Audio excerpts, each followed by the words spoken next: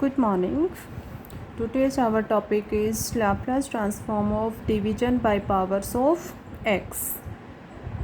Yesterday we will discuss the Laplace transform of multiplication of the powers of x to function fx. Laplace transform of x raised to the power n fx equal to -1 raised to the power n dn upon dpn F of P. ये formula कल derive किया था, important formula है। Next topic है Laplace transform of division bye powers of x, कि function जो है वो एक्स की पावर से डिवाइड हो रहा हो, उस केस में लाप्लास ट्रांसफॉर्म की value P to infinite F of U D U, F capital आएगा यहाँ पर। जैसे एफ ऑफ पी की वैल्यू क्या होती है, Laplace transform of F X comma P, तो F of P find out करके पी वेरिएबल को स्मॉल यू से चेंज करके और F of U find out करेंगे क्वेश्चंस में।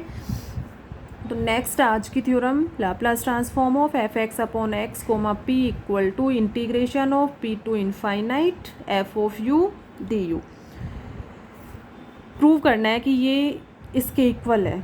सबसे first G X equal to F X upon X, ये जो भी फंक्शन गिवन है इसको जी एक्स फंक्शन ले लो। G X equal to F X upon X, then F X equal to cross multiply कर दो X G X. Equation number first, taking Laplace transform both sides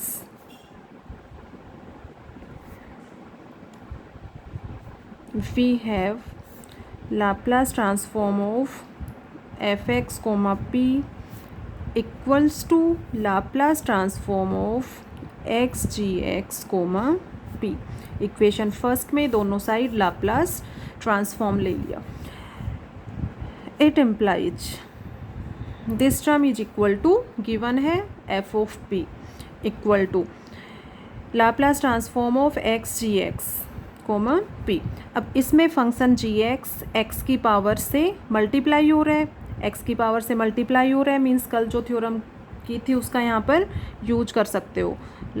कल थ्योरम थी Laplace transform of X raise to the power N F X comma P equal to X की power N से multiply हो रहा है function, तो N है तो -1 raise to the power N D N upon D P N F of P. F of P क्या है, ये फंक्शन जो है इसके लाप्लास ट्रांसफॉर्म की value, Laplace transform of F X comma P equal to capital F P. ये theorem कल prove की थी।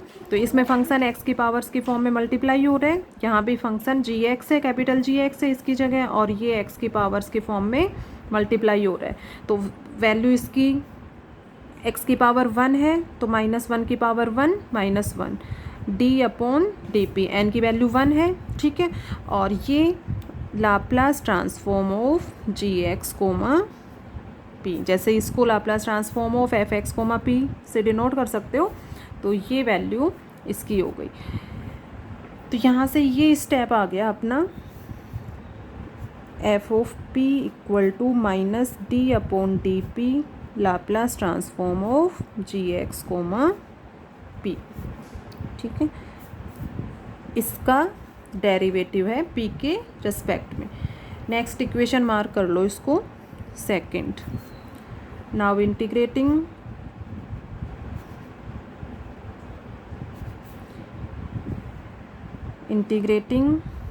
Both sides with respect to P.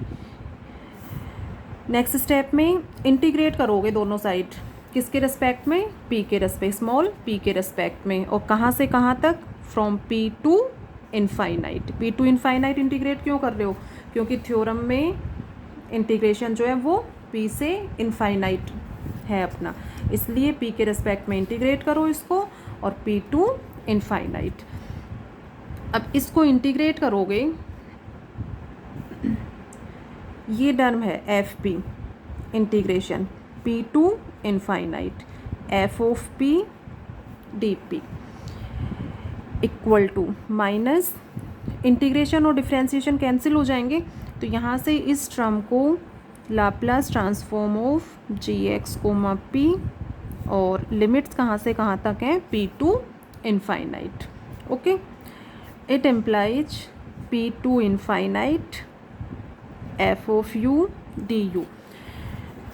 P variable को यू से चेंज कर दिया, क्योंकि थ्योरम में जो प्रूव करना है राइट हैंड साइड में उसमें वेरिएबल यू की फॉर्म में आ रहा है, इसलिए यहाँ पर नेक्स्ट स्टेप में पी को सीधे यू से रिप्लेस कर दिया, तो F of U D you हो जाएगा.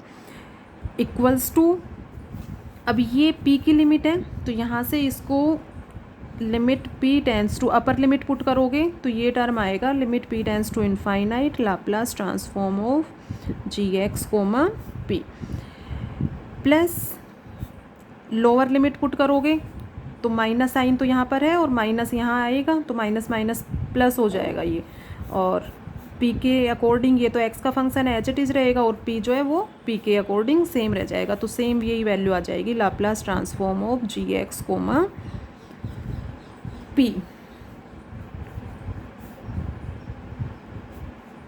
p to infinite f of u D U equal to this term is equal to 0 plus Laplace transform of G X comma P.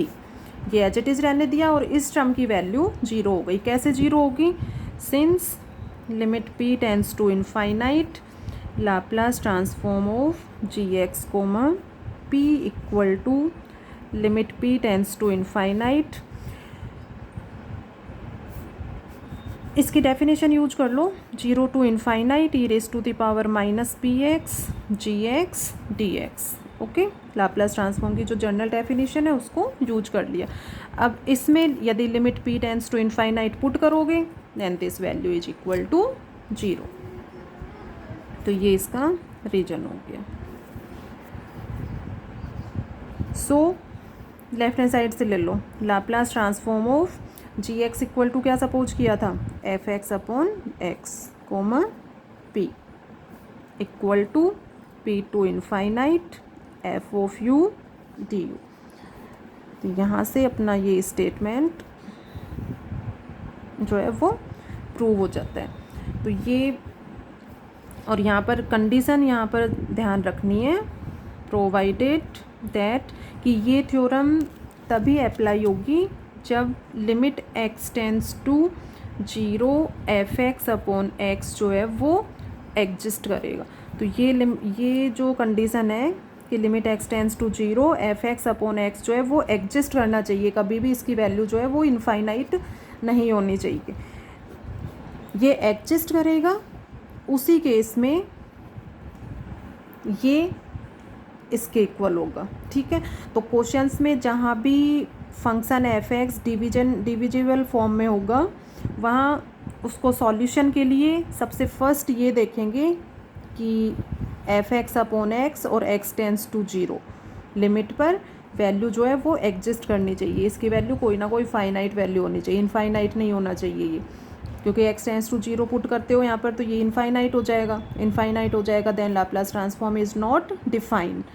Okay, तो questions करेंगे इस पर based तो और clear होगी theorem इससे. तो ये दोनों थ्योरम इंपॉर्टेंट है, Laplace transform of X raise to the power N F X comma P and Laplace transform of F X upon X comma P. दोनों थ्योरम्स का जो स्टेटमेंट है वो बिल्कुल लर्न होना चाहिए. उससे पहले डेरिवेटिव के according Laplace transform of F N X comma P की वैल्यू फाइंड आउट की थी डेरिवेटिव्स के अकॉर्डिंग. तो ये थ्योरम जो हैं इनके स्टेटमेंट, डेफिनेशन, जर्नल जो फॉर्मूले हैं वो बिल्कुल क्लियर होने चाहिए और लर्न होने चाहिए साथ में, तभी क्वेश्चंस में इनको अप्लाई कर पाओगे. ओके.